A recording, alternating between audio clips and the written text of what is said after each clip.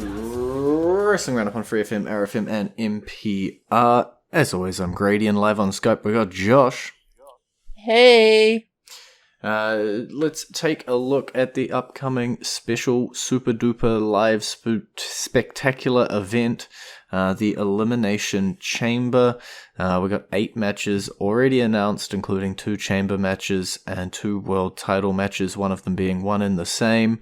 Let's start down the bottom of the card. Let's put our attention towards where The Miz ended up going after Edge. We just baited, where's he gonna go? Turns out he's going up against Rey Mysterio. Yeah, no idea. Honestly, I really don't know what they're doing here.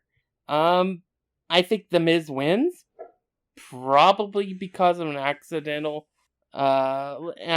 being cost the match by Dominic. But I think The Miz walks out with the win. Yeah, it really is a tough one. Like, we do keep harping on about the possibility of this Rey Mysterio versus Dominic feud and WrestleMania match, and as we get closer and closer to WrestleMania with, not doing the Royal Rumble build or not doing another build, and now we're sitting here, a month and a bit away from WrestleMania, I feel like the storyline should have a little bit more to it, like maybe SummerSlam if we're not going to do it right now. Like, it feels a little soon. Yeah, but they dropped the dime at a drop hat when with storylines that we expected at the last moment before, so it's not that out of the ordinary. Yeah, that is true, and The Miz is also the kind of guy, though, who could take a loss here and ultimately it not really matter. He's going to be in that same position regardless. He's well cemented where he is. Yeah, definitely. I could even see, I guess, a possibility where, Rey gets hurt or something and Dominic takes his place in the match. There is a few possibilities, but as you say, pretty much all of the fun ones, or all of the ones that have implications, are all involving Rey and Dominic. The Miz is just sort of a conduit to the story. Yeah. And that's what The Miz typically is. He's usually, if he's not the main story, he's some element that enhances the story. And I definitely think I want to see what Dominic can do without Rey. I don't care if he's heel, I don't care if he's face. I want to see him separated from Rey in some way, shape, or form, just to see what he can do on his own. Mm-hmm. It's about time. Yeah. There's only so much I love Rey. Rey was one of my favorites in WCW. He had a great run when he came over to WWE. He's just overstayed his welcome at this point, and I want to see him hand the torch reins, over to Dominic. Yeah, the reins to Dominic, and see where we can go. We might end up with Ivan Putski's son, I forget his name at the moment. Or we could end up with Randy Orton. We don't know yet. Yeah, we'll have to wait and see where Dominic ends up going. Or even if this Rey Miz match leads to anything like that. But to talk about another match on the card, this one, though, I think being a little bit more predictable, possibly. Drew McIntyre versus Madcap Moss in a Falls Count Anywhere match. The stipulation does allow for interference. Yeah, it does allow for interference. I think Drew wins because I think because Madcap Moss just isn't the name that I'd see beating Drew McIntyre. Even with Happy Corbin's help. Now, Happy Corbin's a guy I could see beating Drew McIntyre, but I don't think they want to put a former champion under Madcap Moss. So I think Drew comes out on top. Maybe they'll go to the concession stand. Maybe they won't. You'll keep asking for it. Yeah. But I do think Drew, your boy Drew, walks out with the win. Yeah, it's definitely the most obvious outcome on this match, as you say. Happy Corbin versus Drew McIntyre is the eventual goal, where this is all heading, and could be a match that could go either way, but Madcap Moss is not quite there. He's not up that far up the totem pole, so him taking a win off, or giving Drew McIntyre a loss here would be a massive surprise, even with a little bit of jiggery-pokery from Happy Corbin. We do have the SmackDown Tag Team Championships on the line. The Usos from the Bloodline are going to be defending those big blue belts against the Viking Raiders. I think this is the first time where I'm like, in this whole Bloodline storyline, I could legitimately see the other team winning. Finally time? Maybe? It's been a long, long time. Maybe it is time to start handing it off to another team. Chinks in the armor and all that for the Bloodline. And if there's any team that's on either roster that could do it outside the New Day, it's the Viking Raiders. Yeah, the Usos have held the belts for over 200 days at this point, getting them July of last year. These guys combined through their 5 reigns have held the belts for almost 600 days. Just the SmackDown belts, that is. Maybe it is time. Yeah, so I'm going to go with the surprise here and go with the Viking Raiders walk out as champions. Yeah, I would be totally happy with that outcome. I quite like the Viking Raiders. And it has been a really long reign from the Usos. It is really going to be a question of when is it time and who is the right team to lose it to. And the tag team division ain't that strong, so if it ain't going to be the New Day, might as well be the Viking Raiders. Yeah, it's also another one of those situations where it's furthers the overall storyline, because then you start wondering how much longer does Roman have left in him in his title reign. Mm-hmm. And if you eliminate the protection of the Usos, that really then begins questions of it. Yeah, and that's all going to come, I think, circling around. That's sort of our big WrestleMania thing that we're heading into. With everybody, the Bloodline has been the biggest story in the WWE for the last year. Whether it be Roman Reigns versus one of the Usos, or whether it be them coming together to pretty much dominate SmackDown for the last year.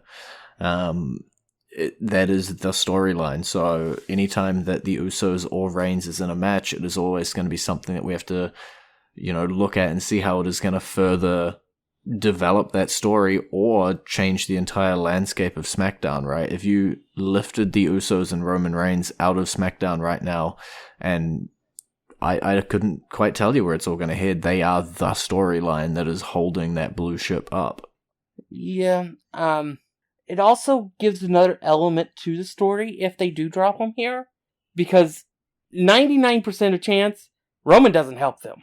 Despite all that they've done for him, it's almost certainly that Roman would leave them out to dry, and that could create the friction to break the Usos away from him, leading towards whatever they have planned for WrestleMania.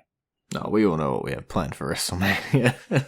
It's all about the configuration of getting there, but yes. It could keep the Usos out of his corner, and it could leave him just a little bit more vulnerable heading into it. Let's jam in one more match before we go into the entrance theme this week.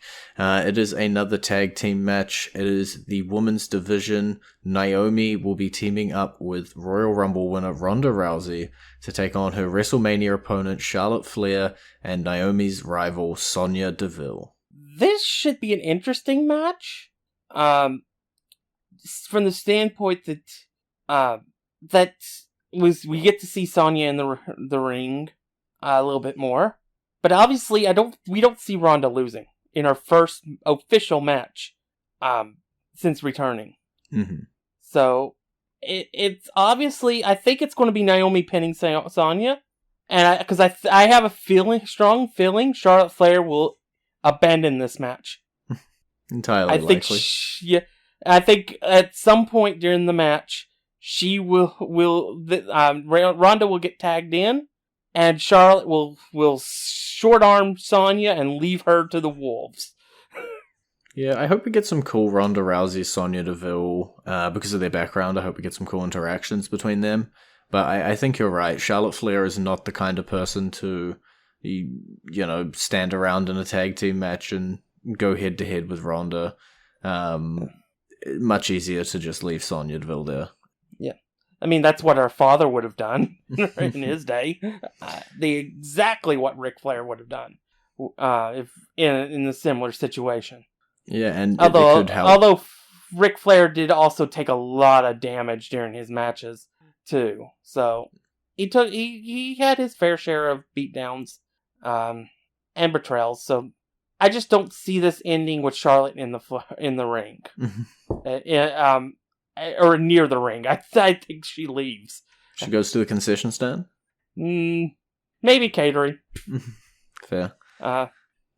Alrighty, well, before we go too much further, we still have, obviously, both chamber matches, both world title matches, and the Raw Women's Championship to talk about, but there has also been another piece of pretty important news in the wrestling world that will lead us into our entrance theme this week, to give it a couple of minutes here on the show.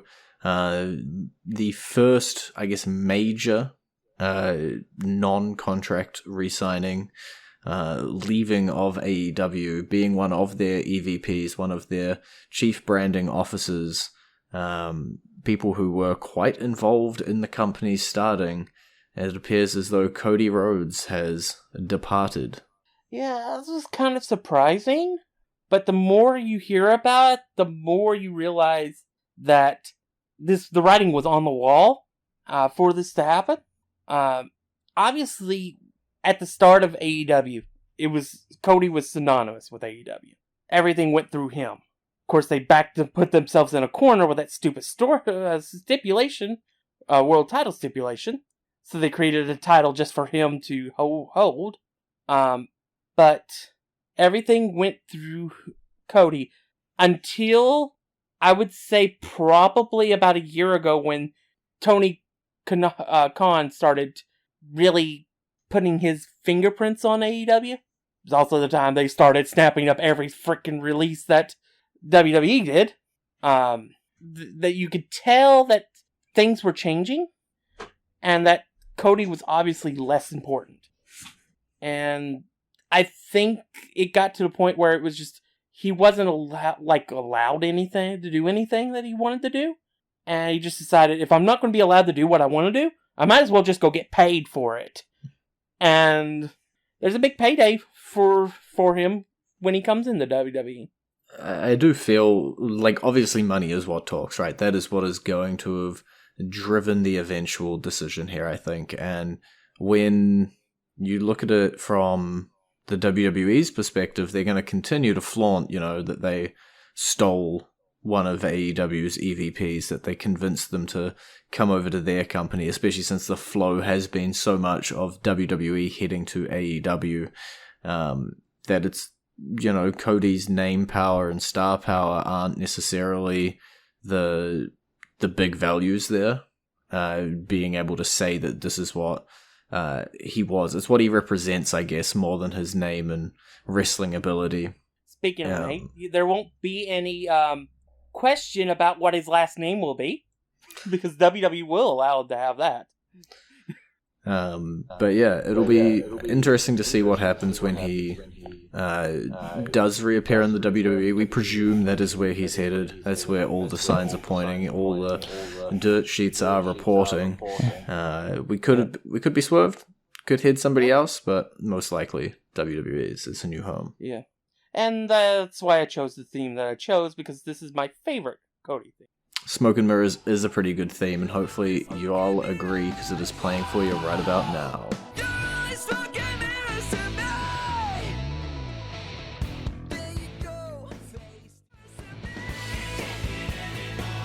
And you're back with Wrestling Roundup on FreeFM, ArrowFM, and NPR. I'm Grady, he's Josh. What match do you want to talk about next? We got the chamber match for the championship, we got the chamber match for the number one contendership, we got the Raw Women's title, and we got the Universal title. Let's get the Raw Women's title out, because it's the least important. Becky Lynch versus Lita for the Raw Women's Championship. How long you think Lita lasts before she loses? I think it'll be a decently length match. I'd say probably 10 to 15 minutes. Okay. I think they'll give her plenty of offense, give her plenty of chances of seeing that she could take the title, but obviously Becky Lynch is retaining. This is the most slam dunk match of the night, even more so than the Drew McIntyre match from earlier. Yeah, with Drew, I guess there was a little bit of question around, is Corbin going to get himself involved? Is something else going to happen? But no, with Becky Lynch versus Lita, Becky Lynch will be heading to WrestleMania as the Raw Women's Championship. Raw Women's Champion, there is no question. Yeah, there's no reason to put the title on Lita. Especially this close to WrestleMania. If it was just like, this was a random B pay-per-view in the middle of like July, August, September, sure. I could see them doing it for like a shock value and for like a month, to give her like a celebratory win. But with WrestleMania being roughly about 6 weeks from now, yeah, that's not happening. No. And then I guess a real convenient move from there would be to talk about the Elimination Chamber match, because we have 6 women vying for their shot against Becky Lynch. I am just going to call it Becky Lynch. At WrestleMania, we're going to have Liv Morgan, Rhea Ripley, Bianca Belair, Doudrop, Nikki ASH, and Alexa Bliss, with Bianca Belair entering last. That's the only known, right? We As far know as I'm aware. that Bianca is the last person in. I think what I've seen, if I'm the booker person, and thank goodness I'm not, because I probably would have bankrupted the company. Don't worry, I'm sure we all would have. I would start the match with Liv and Rhea.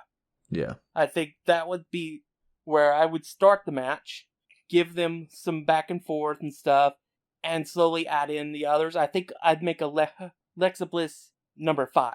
Mm-hmm. And then I think, and I only came to this like about an hour ago, because we've been convinced that it would be Bianca that would win this match. I'm picking Alexa Bliss. Alrighty. I'm picking Bliss because, one, for the shock value of it. She just came back. She's been exorcised of the demons. And so I think it makes sense to go ahead and put her in a major match at WrestleMania. And I could actually see her beating Becky at WrestleMania. Plus, the whole feud there would be just amazing, I think, leading up to it.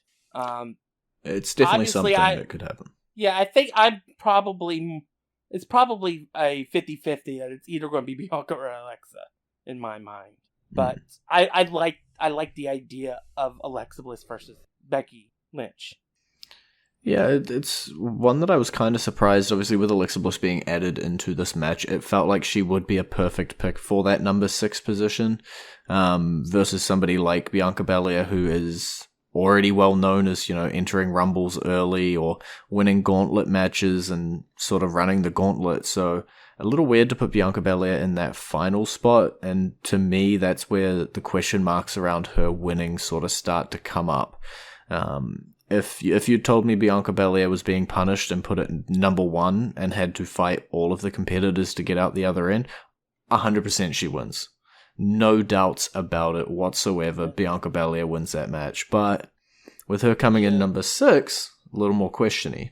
Yeah. This isn't a situation like we had a couple years ago with Ronda Rousey, where the second she entered the match, you knew everybody was dead. This is a situation where there's enough people here that you can say Bianca isn't a odds-on favorite. She's a favorite, and it wouldn't surprise anybody if she does win this match. But there are enough, there's Rhea, there's Alexa, that could keep it from being a situation of there's only one choice here. Mm-hmm. And I guess speaking about only one choice, let's talk about the Universal Championship match, because as much as we talked about Becky Lynch versus Lita being a slam dunk, we also got Roman Reigns versus Goldberg. Which, normally, with Roman, is the case. But this is Goldberg we're talking about. Don't you put this evil into the world. Goldberg has done stuff in the last 5 years that we haven't wanted to see, but we saw anyway. obviously, the money is Roman versus Brock. In some form, way, shape, or form, is Roman versus Brock. So yeah, it doesn't make sense to put Goldberg over him. I do think he comes close. Goldberg comes close. There'll be a couple moments where Goldberg hits a spear on Roman, and Roman kicks out at the last second. But I do think Roman walks out with the championship. But it wouldn't surprise me if Goldberg walks out with it. Because nothing surprises me with Goldberg. Goldberg really is that sort of interesting factor that makes it just hard to predict. But, if this was any other human being, there should be no way that Roman Reigns loses this match. With Goldberg in there, there's that little 5%, little niggling feeling in the back of your head of, oh my god, are they stupid enough to do this? Yeah. I mean, they did it with Kevin Owens. They did it with The Fiend. And it was this exact title they did it with, too. So, yeah. That's the only reason I say it's not as much as a slam dunk as Becky. Because there's always the chance that they could go with Goldberg. Yeah. And then now we've got about 4 minutes left in the show. Let's dedicate it all towards the main event, the big boy match, WWE Championship on the line. Bobby Lashley defending inside the Elimination Chamber, taking on Seth freaking Rollins, Brock Lesnar, AJ Styles, Riddle, and Austin Theory. This should be a fun match. Obviously, there are so many storylines that are wrapped up in this one match that it's not even funny. Obviously, we have the whole Brock being the Rumble winner situation. And if he wins the match, obviously, we're probably looking at a winner-takes-all at WrestleMania. We have Bobby Lashley, who just won the championship about a month and a half ago, and is looking to main event WrestleMania again. You have Rollins, who was beaten down like a dog by Roman in his title match, and obviously is looking to main event another WrestleMania. You've got the new chosen one with Austin Theory. That you have the phenomenal AJ Styles, who can't do anything wrong. He's amazing. And then you have Riddle, who may not even realize he's at the event. So there's so many things that have been weaved throughout this whole storyline. I think the final three will end up being Rollins, Lesnar, and Riddle. I think Lashley gets eliminated pretty early on to ensure that there will be a new champion. That old classic chestnut. Yeah. I think I picked Rollins to be in the final three because Rollins is somebody who Lesnar actually likes. He's shown that he's at least willing to work with Rollins, put him over at that WrestleMania a couple years ago. So I could see where they're the final three. Lesnar's looking dominant, like he's about to win the match. And that's when Roman interjects himself in the match, HBK style. And costs Lesnar, you have Rollins who can do the pin. That way Lesnar doesn't have to deal with being pinned by Riddle. And then you have Rollins and Riddle fight it out before Riddle becomes the new WWE champion. That is a ballsy call. Riddle's the new WWE champion at the end of Elimination Chamber. I honestly cannot pick heading into this where I think it's going to go. There is just so, as you say, so many storylines, so many rumors floating around, so many different, legitimately, other than Austin Theory, I could see any of these 5 men walking out with this championship and there being a amazing WrestleMania match lined up behind it. And I just don't know which of those we're going to go with. Riddle, obviously, we're going to get Riddle Orton, possibly, leads us to that nice match. Seth Rollins is a front runner in all of the Cody Rhodes rumors popping around. AJ Styles could wrestle a broom and make an amazing match. Brock Lesnar, Roman Reigns. Bobby Lashley is a big boy, can do anybody. So many different options, and I'm going to do the political thing, and I'm going to abstain from selecting a winner so that I can't be wrong. But also, you should stick your neck out on the line. I did. I stuck my neck out on the line that I've been on for months. I don't have a line. I'm not afraid of a branch being broken underneath me. Give me Bobby Lashley retaining. There you go. Happy? Okay. Let's see how it goes. Watch us both be wrong, okay? But I usually ask for a crazy thing. I'm going to give you a very little time to think of a crazy prediction on this one because we are pretty much out of time. So if you've got one off the top of your head, spit it on out. If not, we can just move on. Austin Theory's first eliminated. That's not that crazy. Now, Austin Theory winning. Not that crazy. No. Alrighty, No, well, okay, you want a real crazy one? Alright. Liv Morgan wins. There's her crazy pick. Alrighty. Well, let's see if that ends up happening at Elimination Chamber, because we are all out of time for this week's show. It's been great talking to you. Bye. Visit our Facebook page, facebook.com/WrestlingRNDup, or our Twitter page, twitter.com/WrestlingRNDup, or our YouTube page, youtube.com/WrestlingRNDup.